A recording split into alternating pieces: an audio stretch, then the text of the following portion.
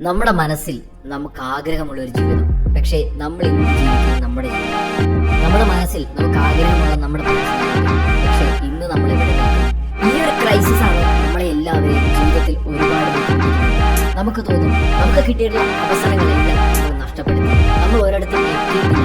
ശരിയാണ്, നമുക്ക് ആഗ്രഹമുണ്ട് ലൈഫ് ലൈഫ് ചെയ്യണമെന്നൊക്കെ, പക്ഷെ നടക്കില്ല. നമ്മൾ പല പ്രാവശ്യം ട്രൈ ചെയ്തിട്ടുണ്ട്, പക്ഷെ ഓരോ പ്രാവശ്യവും ഓരോ പ്രാവശ്യവും ആ പഴയ പഴയ ഹാബിറ്റ്സ്, ആ പഴയ എല്ലാം വീണ്ടും നമ്മൾ ശരിക്കും മടുത്തു പോയൊരവസ്ഥ. നമ്മുടെ മനസ്സ് പഠിച്ചു, നമ്മുടെ ശരീരം പഠിച്ചു, നമുക്ക് ഒട്ടും എനർജി ഫീൽ ചെയ്യുന്നില്ല. We are zero. പക്ഷേ നമ്മൾ മനസ്സിലാക്കും, എവറി ഡേ എവറി മൊമെന്റ് നമുക്ക് നമ്മുടെ ജീവിതത്തിൽ ഇഷ്ടപ്പെടുന്നില്ലേ. ഈ കഥയുടെ പേര് നമ്മുടെ കയ്യിലാണ്. ഈ കഥയുടെ എഴുത്തുകാരൻ നമ്മൾ ആദ്യം നമ്മുടെ കൂടെ തന്നെ ചെലവഴിക്കും. നമ്മുടെ ജീവിതത്തെ കുറിച്ചൊന്ന് ചിന്തിക്കും.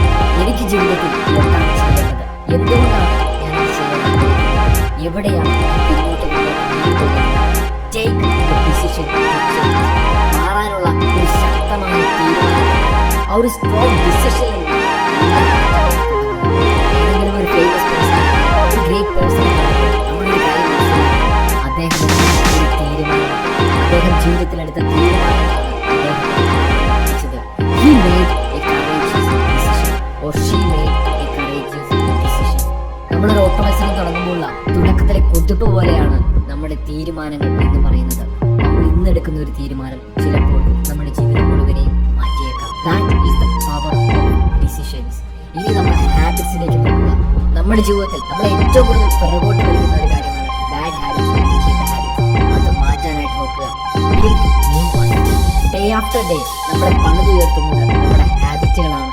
നമ്മുടെ സമയം നഷ്ടപ്പെടുന്ന ഹാബിറ്റ്സ് ഏതാണ്, നമ്മുടെ ഹാപ്പിനെസ്, നമ്മുടെ എനർജി കളയുന്ന ഹാബിറ്റ്സ് ഏതാണ്, നമ്മുടെ സ്വപ്നങ്ങളിൽ നമ്മൾ മാറ്റിക്കളയുന്ന ഹാബിറ്റ്സ് ഏതാണ്. അത് മാറ്റാനായിട്ട് ലൈഫിലൊരു തീരുമാനമെടുക്കുക. അത് കണ്ടെത്താനായിട്ട് സമയം ചെലവഴിക്കുക. സ്വയം പഠിക്കുക. No your self. അവിടെയാണ് മാറ്റങ്ങൾ തുടങ്ങുന്നത്. ഇനി പഴയ ഹാബിറ്റ്സിലേക്ക് പോകാനുള്ള ടെംപ്ടേഷൻസ് ഒഴിവാക്കുക.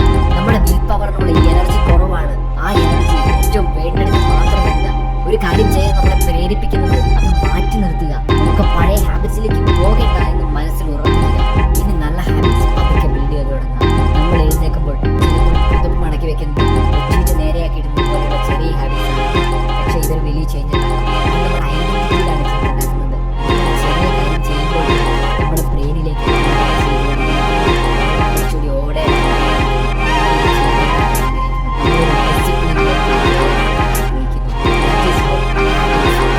നമ്മൾ ചെയ്യുന്ന ഓരോ കാര്യവും നമ്മുടെ ബ്രെയിനിലേക്ക് മെസ്സേജ് ചെയ്യുന്നുണ്ട്. ഞാൻ എന്താഗ്രഹിക്കുന്നു, ഞാൻ ആഗ്രഹിക്കുന്നു. So start building good habits. ഇനി നമ്മൾ നമ്മുടെ ജീവിതത്തിൽ മാറ്റിവെക്കേണ്ടത് ഒരു കാര്യമാണ്. നമ്മുടെ ലോകത്തിലെ ഡിസ്ട്രാക്ഷൻ, നമ്മുടെ ഫോക്കസ് എടുക്കുന്നത് ഏറ്റവും വലിയ ഫോൺസിന് തന്നെയാണ്. നമുക്ക് അലസത തോന്നി, നമുക്ക് ഉറക്കം വരുന്നുണ്ടോ, നമുക്ക് ഡിസ്റ്റർബ്ഡ് ആണോ, എല്ലാത്തിനും നമുക്ക് ഒരേ ഒരു ആശ്രയമാണ്, അത് നമ്മുടെ മൊബൈൽ ഫോണാണ്. It has become our go to. ഇവിടുത്തെ മണിക്കൂറുകൾ മൊബൈലിൽ ചെലവഴിക്കുക.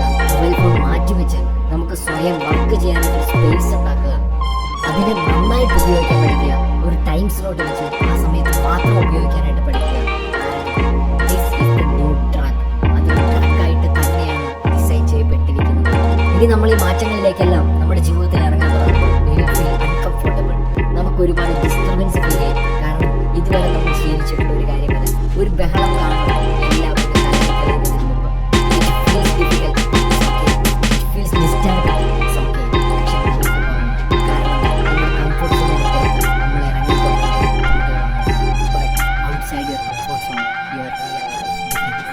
ഇന്നൊരു തീരുമാനം എടുക്കാം.